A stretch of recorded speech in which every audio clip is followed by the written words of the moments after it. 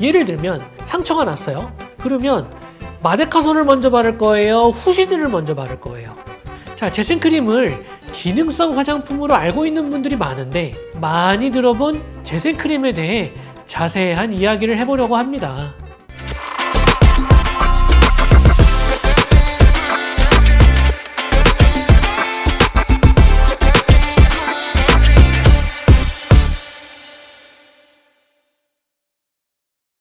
안녕하세요, 닥터 진심입니다.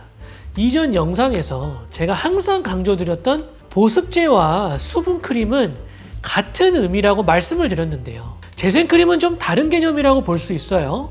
자, 재생크림을 기능성 화장품으로 알고 있는 분들이 많은데 재생크림은 보습제에 재생 기능을 하는 성분을 포함했다고 보면 됩니다.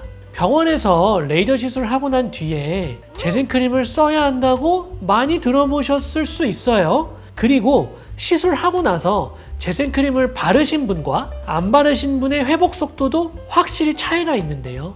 오늘은 여러분들이 익숙하게 많이 들어본 재생크림에 대해 자세한 이야기를 해보려고 합니다.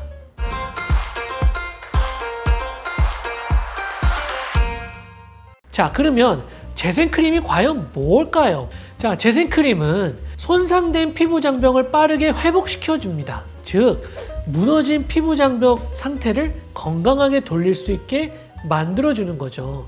두 번째는 상처의 재생을 촉진시켜주는 역할을 합니다. 즉, 상처가 났을 때 재생을 촉진시켜주는 성분들이 들어있어서 도움이 되는 거고요. 세 번째는 피부 보습입니다. 재생크림이라고 말을 하잖아요. 그러면 왜 재생 로션, 재생 토너 이렇게 말을 안 쓰고 재생 크림을 쓸까요?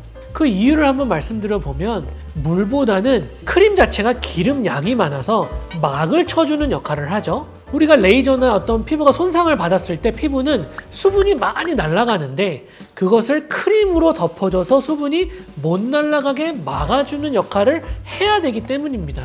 그래서 피부의 상태를 빠르게 회복시켜주고 성분들이 피부를 정상화하게끔 해주는 역할을 하는 겁니다. 자, 그러면 다음으로는 재생크림의 성분들이 무엇이 있는지에 대해서 이제 한번 자세하게 설명을 드려볼 거예요. 자, 첫 번째는 병풀 추출물입니다. 병풀 추출물이란 호랑이가 상처가 나면 이 풀에서 뒹굴면서 회복했다는 그 병풀이에요. 학명으로는 센텔라 아시아티카인데 이게 곧 병풀을 뜻하기도 해요.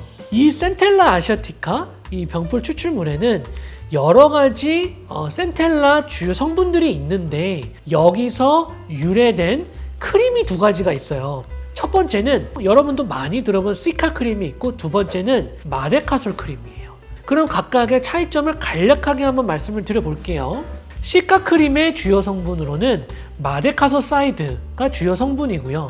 이 재생 크림의 역할로는 피부 장벽을 강화해서 피부 보습력을 향상시켜주고 손상된 세포 재생을 빠르게 해주고 멜라닌 색소 생성을 억제하여 상처 회복 단계에서 색소 침착을 예방하고 상처를 낫게 하는 데 기여를 합니다. 마데카솔, 연고는 과연 뭘로 만들어졌을까요? 센텔라 정량 추출물 4가지 중에 마데카솔을 이루고 있는 성분들에는 그 중에 3가지가 있는데요. 아시아티코사이드, 아시아틱 엑시드, 마데카식 엑시드 이 3가지가 있습니다. 우리가 마데카솔 연고를 발랐을 때 피부 재생을 촉진을 시키고 피부를 보호하는 역할을 하게 되는 거죠. 또한 외부 환경으로부터 피부를 보호하고 과각질화를 방지해서 모공이 막히는 것을 예방을 합니다. 자, 다음으로는 덱스판테놀이라는 성분인데요. 여러분들 혹시 비판텐 연고라고 혹시 들어보셨나요? 애기들 기저귀 발진이라던가 가렵다거나 그랬을 때 비판텐 연고를 많이 발랐었는데 그 비판텐 연고의 주성분이 되는 게 덱스판테놀이고요. 여기 원내에서도 피부가 많이 예민하고 얇은 증상이 있고 피부가 얇고 스테로이드에 예민 반응을 하는 그런 증상이 있는 환자들에게 처방을 하곤 합니다. 요거는 일반 약품이기 때문에 약국에서 그냥 구매를 하시면 되는 거죠.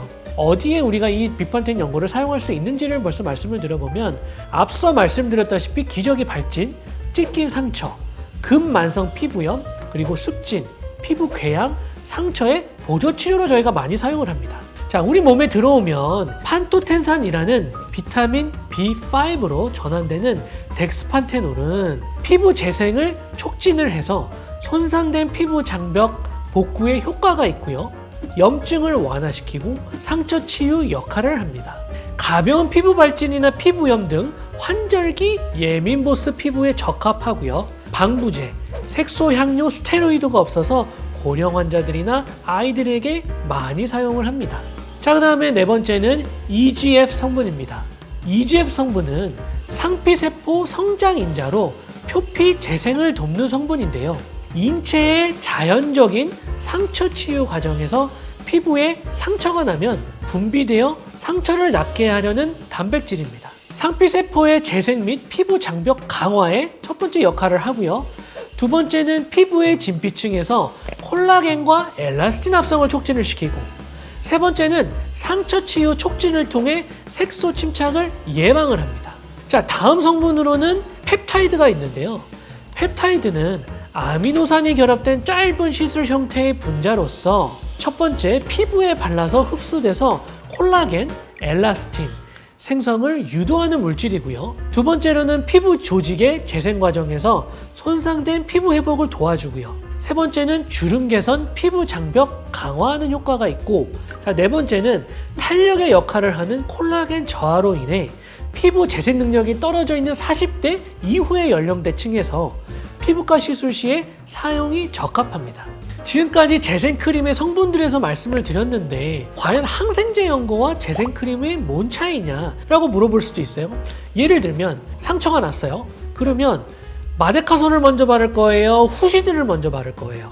또한 마데카솔 중에서도 여러 가지 성분, 다양한 성분과 다양한 재질들의 마데카솔들이 있는데 어떤 걸 먼저 바를 거예요? 먼저 상처가 난 데에 항생제 연고를 도포를 해서 2차 감염을 예방을 하고 피부가 어느 정도 덮게 되면 그때 마데카솔을 바르는 거거든요. 자, 항생제 연고와 재생크림의 차이가 뭘까요? 항생제 연고는 세균 감염을 예방하거나 치료하기 위해 사용되고, 두 번째로 재생크림은 피부의 회복과 재생을 돕기 위해 사용되고 다양한 피부 개선 성분이 포함되어 있습니다. 그러면 재생크림은 꼭 레이저 시술을 하고 난 다음에만 써야 돼요? 재생크림을 언제든지 쓰면 안 되는 걸까요? 재생크림은 레이저 시술 후에만 바르는 것이 아닙니다. 피부 장벽 강화가 필요한 피부인 경우에 쓰고요. 두 번째로는 예민하고 민감한 피부, 세 번째는 노화된 피부, 즉 피부 장벽이 약해져 있고 건조해지고 그런 피부에 재생크림을 바르는 것을 추천드립니다. 20대부터 콜라겐이 빠지기 시작하는데 피부 탄력이 떨어지고 처지기 시작하고 주름이 나타나는 피부 노화 현상이 생기고 있는데요. 그래서 피부 탄력과 재생 관리를 위해 재생크림을 매일 바르고 있어요.